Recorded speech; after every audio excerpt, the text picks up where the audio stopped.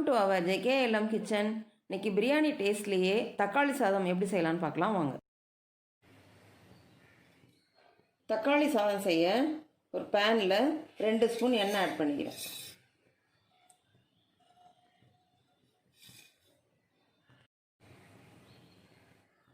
ஒரு ஸ்பூன் நெய் ஆட் பண்ணிக்கிறேன்.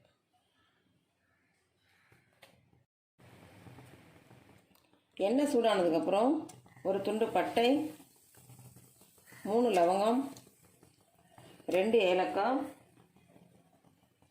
ஒரு பிரிஞ்சி இலை, 3 பெரிய வெங்காயம் நைஸாக இந்த அளவு கட் பண்ணியிருக்கேன், அதை ஆட் பண்ணிக்கிறேன்.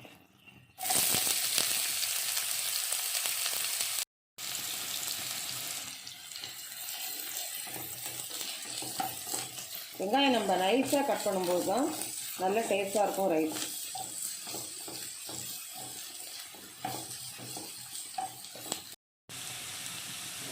கால் ஸ்பூன் உப்பு ஆட் பண்ணிக்கலாம். அதோட 2 பச்சை மிளகாய் ஆட் பண்ணிக்கலாம்.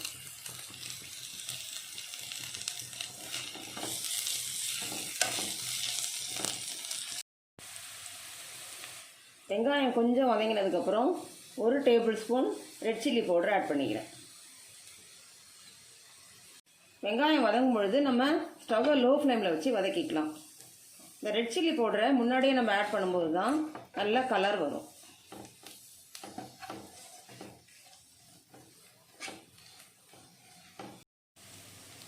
லோ ஃப்ளேமில் வச்சு நல்லா வெங்காயத்தை வதக்கிக்கிட்டோம். இப்போ 4 பெரிய தக்காளி இந்த அளவுக்கு நைஸாக கட் பண்ணியிருக்கேன், அதை ஆட் பண்ணிக்கிறேன்.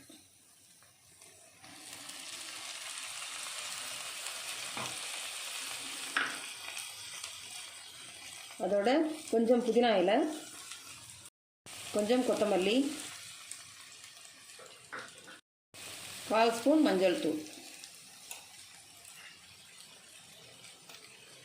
ஆட் பண்ணதுக்கப்புறம் நல்லா வதக்கிக்கலாம். இப்போ நம்ம ஸ்டவ்வை ஹை ஃப்ளேமுக்கு மாற்றிக்கலாம்.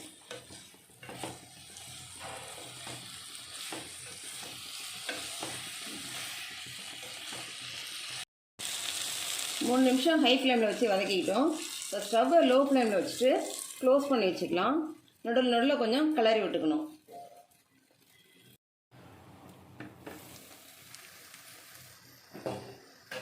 லோ ஃப்ளேமில் வச்சு 15 நிமிஷம் வேக வச்சுக்கிட்டோம். எண்ணெய் நல்லா பிரிஞ்சு வர ஆரம்பிச்சிருக்கு.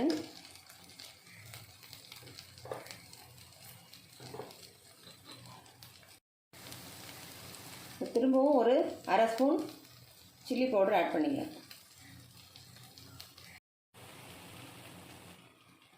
1/4 ஸ்பூன் கரம் மசாலா,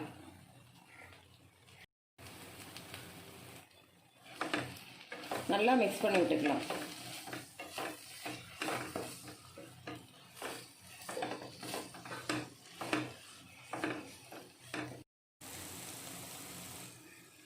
ரெண்டு ஸ்பூன் தண்ணி ஆட் பண்ணிக்கலாம்.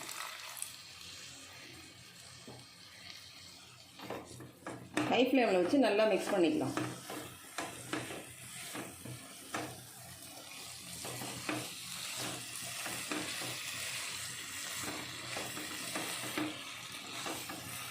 அரை ஸ்பூன் உப்பு ஆட் பண்ணிக்கலாம்.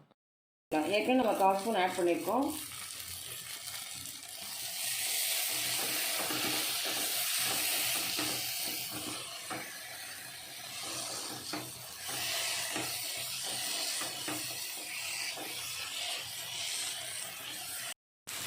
ஸ்டவ்வை லோ ஃப்ளேமில் வச்சு 2 நிமிஷம் க்ளோஸ் பண்ணி வச்சுக்கலாம்.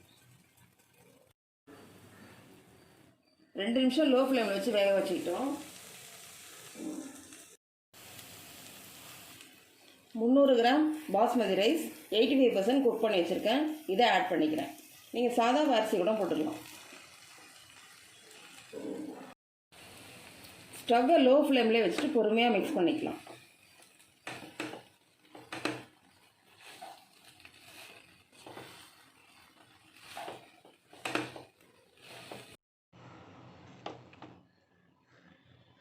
நல்லா சாதம் உடையாத அளவுக்கு மிக்ஸ் பண்ணிக்கிட்டோம்.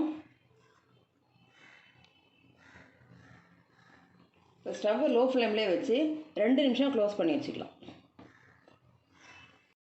நம்ம க்ளோஸ் பண்ணி வச்சு 2 நிமிஷம் ஆகிடுச்சு. இப்போ ஓப்பன் பண்ணிக்கலாம்.